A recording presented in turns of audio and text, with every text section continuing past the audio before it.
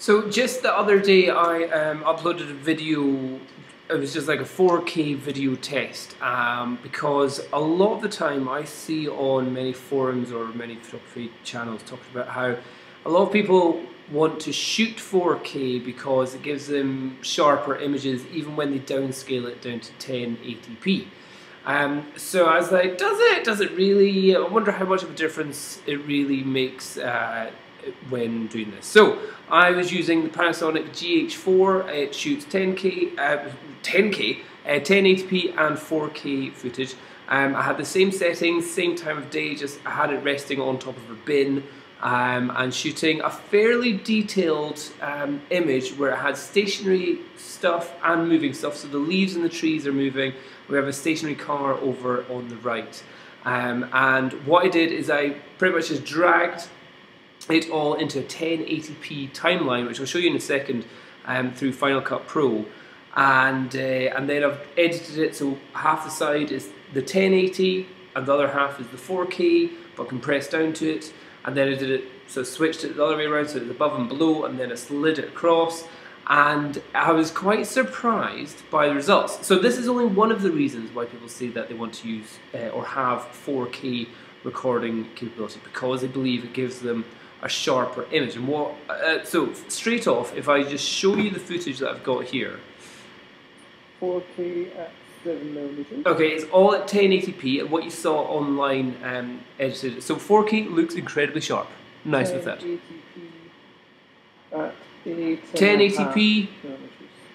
So in the moving image there, I cannot see a difference between 1080 and 4K at all. Like this is, I'm looking at this on a 27-inch screen, and in fact I am going to go make it bigger than the 1080p that it is. So this is on my iMac, which is the biggest screen you can get or thing. And one thing that I'm looking carefully over at here is the number plate of the car. So it seems like the 4K and the 1080p, I am not seeing any greater resolution or sharpness with 4K and 1080p when both put into a 1080p timeline editing suite. So that was the first kind of like, oh, that's a massive waste of time. So if you're only going to be exporting at 1080p and all you're going to be using is the full image that you're using, I'm not seeing a difference. I'm not seeing a difference at all. Even if I look really, really closely at it. So this next one, I've split it. And I literally cannot see the line. I don't think. I think I can, but I've put the little marker up the top saying 4K's at the top, 1080's at the bottom. You've got to remember 4K is 4 times the resolution of 1080p. It's a 1080, 1080, 1080, 1080. So I should be kind of going, holy crap, this is amazing.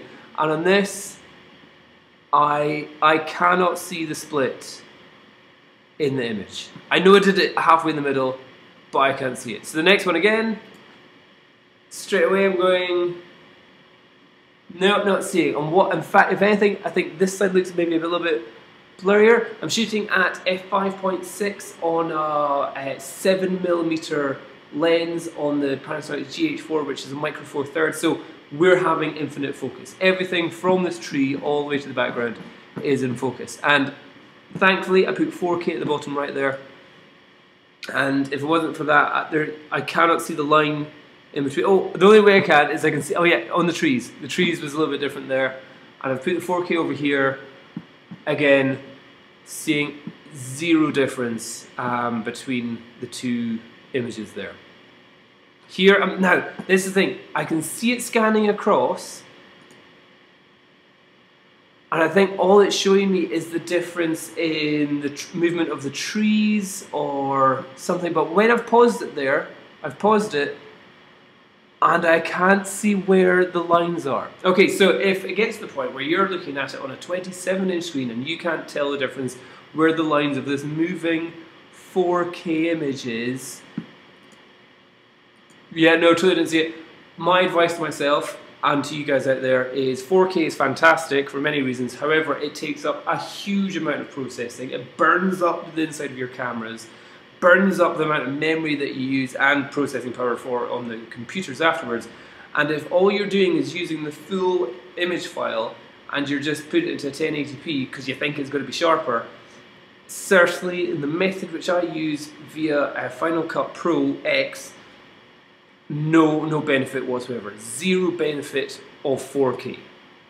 But that's not to say there's no benefit, because here I've zoomed in. So I zoomed the 4K so it was at 100%. So it wasn't fit to screen, it was at 100%.